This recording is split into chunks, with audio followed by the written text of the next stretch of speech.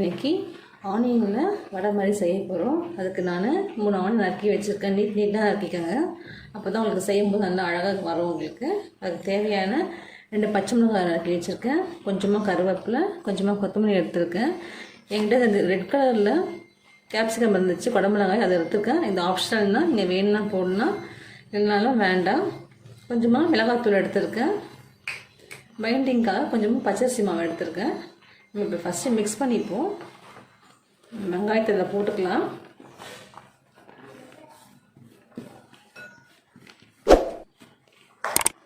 இதோட பச்சை மிளகாயும் போட்டுக்கலாம். நம்ம கருவேப்பிலையும் போட்டுக்கலாம். மிளகாய், கொத்தமல்லி எல்லாமே ஆட் பண்ணிப்போம்.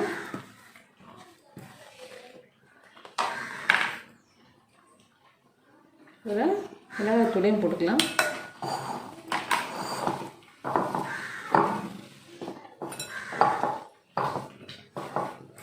நல்லா மிக்ஸ் பண்ணிக்கலாம்.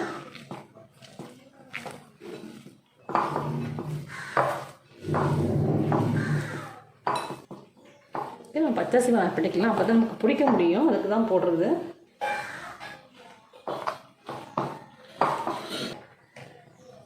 தேவையான உப்பு ஆட் பண்ணிப்போம். அதில்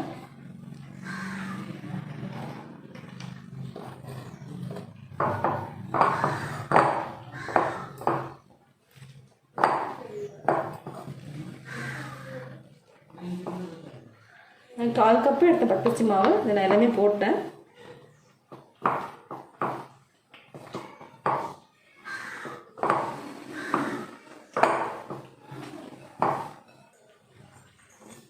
கொஞ்சமாக தண்ணி இதை ஆட் பண்ணிப்போம்.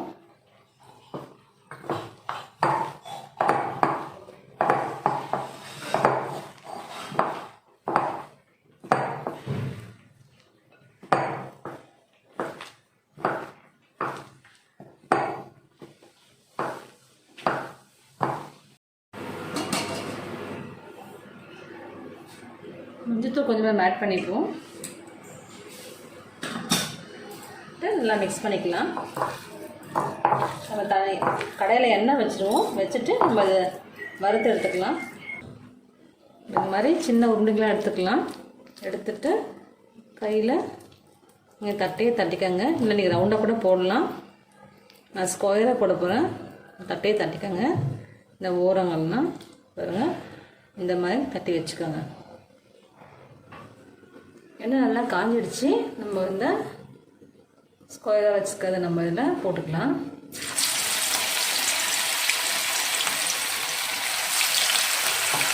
ஸ்டவ் மெலிசாக வச்சுக்கோங்க.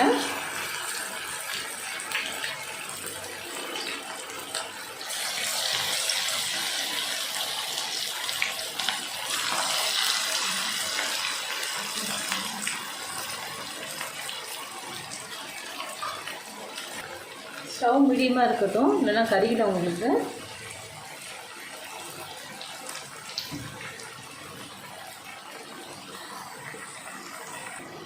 இப்போ திருப்பி போட்டுக்கலாம். இதை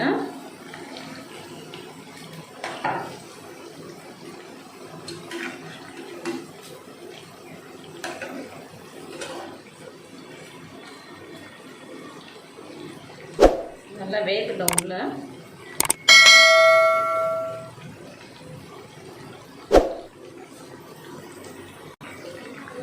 நல்லா வெந்துடுச்சு பாருங்க. நல்லா ப்ரௌன் ஆகிடுச்சு. இப்போ இந்த ஸ்டேஜில் எடுத்துருவோம்.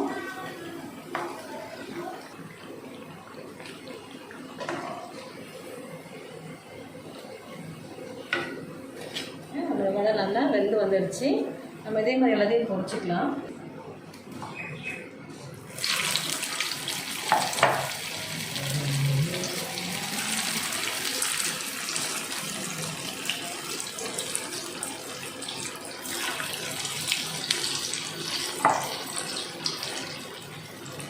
பாருங்கள், நம்மளுடைய வெங்காய வடை ரெடி ஆகிடுச்சு.